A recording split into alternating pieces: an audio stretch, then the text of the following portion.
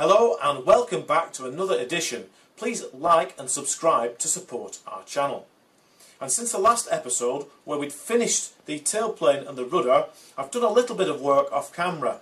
I've done some tidy up work on the fuselage and on the seams, on the fiberglass fuselage moulding. I've also completed the elevators, and they're constructed in exactly the same way as the rudder that we did in the last episode.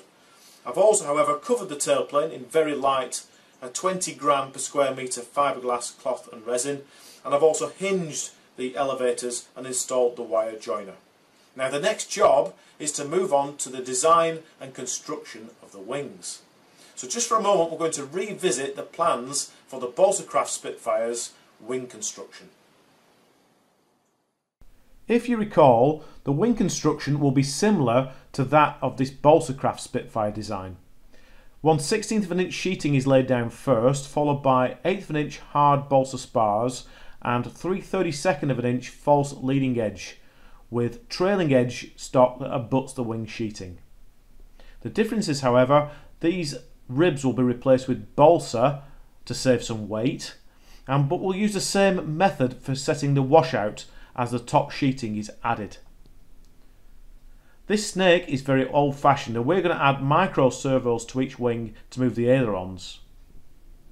Also, these finger holes are found to be a complete waste of time, so I'm just going to omit them, and launching underarm or indeed overarm inverted is dead easy.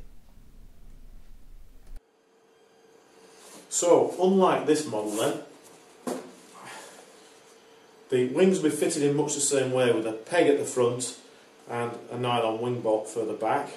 However, this has a dihedral brake right on the centre line, just a single brake, whereas ours is going to have the scale dihedral, and that means that unlike this one, the trailing edge will fit better, and also the fairings can be concave to give us the gull wings underneath. That's going to mean, however, a fiberglass centre section. We're also going to use the same wing profile, which is a Clark Y with a thickness ratio of 10%.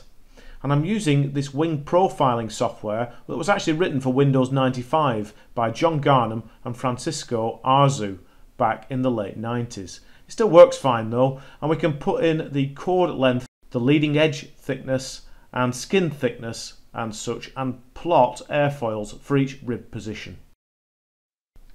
And here they are, drawn up in Inkscape, ready for building. These are drawn on A1 size paper, which is too big for me to do at home, so I reached out to Prism Design in my local town, who printed these lovely plans for us, which here we're putting on our building board and protecting with cling film. We'll start by joining this 16th balsa lower sheeting. Here I'm using aliphatic glue, and I've taped the panels together, which work like a kind of hinge while we put the glue on, and then we'll put them down flat and let them set.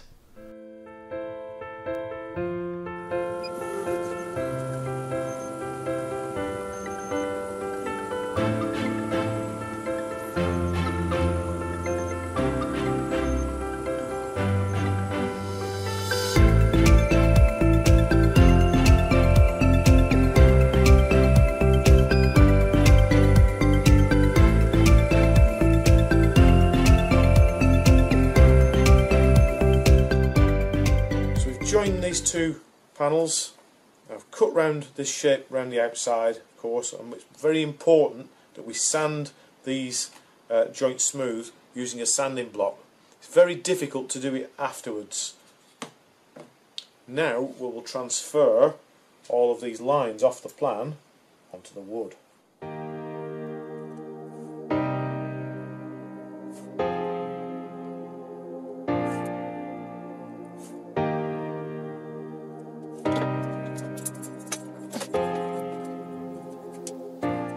Now we can add all those parts that we laser cut.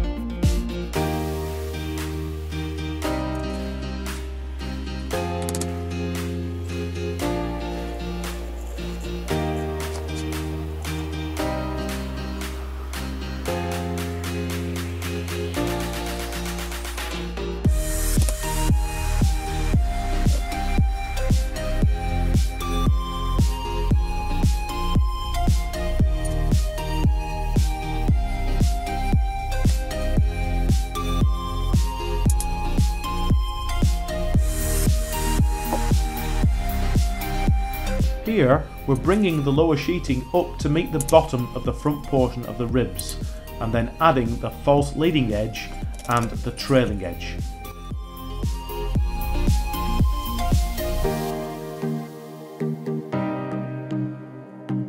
Whilst we have access to the inside of the wings, we have a few jobs to do, including cutting and fitting the servo hatches, planing down the spars, fitting the wiring, marking the aileron cuts on the bottom of the lower sheeting, and cutting slots for the wing joiners.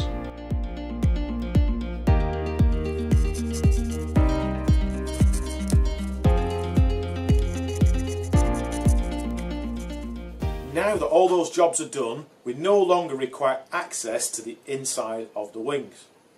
And so we're going to apply the top sheets, the top skins again, and the sheets are joined in the same way as we did the bottom skins. However, this time you'll see here I've fastened a small wedge, and that just sits in this position like this, so that when we weight and pin the wings down as we apply the top skins, it applies a certain amount of washout, specifically 3 degrees of washout to the wingtips. And then once the glue cures, it'll be locked in that position forever. So let's apply the glue.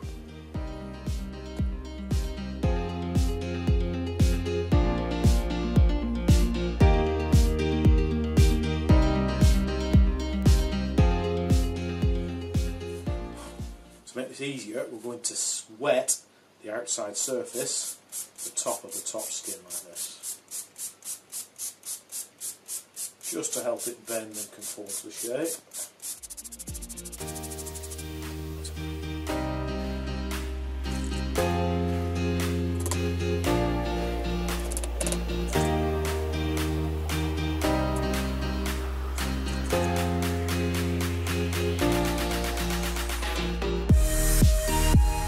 Now we can add the actual leading edges, and once the glue has dried, we can carve, plane and sand the leading and trailing edges to shape before cutting the ailerons free.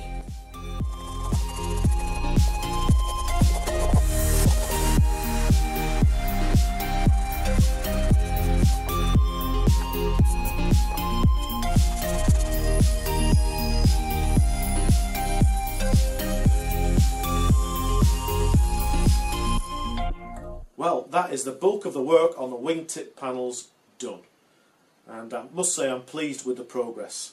All that's left to do now is to fit these wingtip blocks and carve them to shape. A bit of tidy up work here and there, and in just a moment, using these wing joiners that I laser cut from 3mm plywood, we'll mix some epoxy and join them together.